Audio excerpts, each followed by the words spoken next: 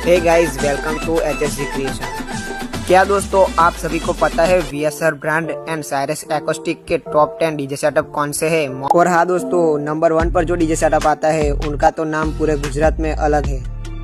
इस लिस्ट में है नंबर 10 पर आयांश डीजे पेटलाद और आप देख सकते हैं।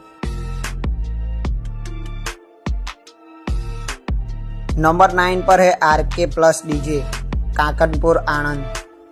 नंबर 8 पर है राजा मोहनी साउंड डाकोर और आप देख सकते हैं।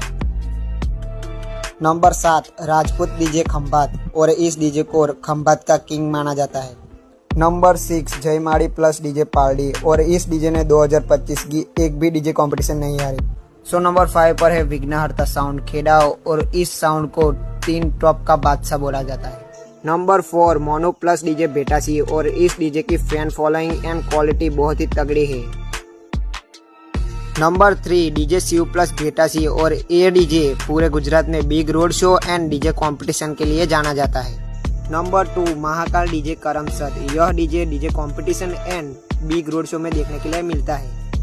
और नंबर 1 पर है DJ Pappu number 1 Vadtal white devil series और इस डीजे को गुजरात के टॉप डीजे में से एक डीजे माना जाता है और यह डीजे ज्यादातर डीजे कंपटीशन में देखने के लिए मिलता है।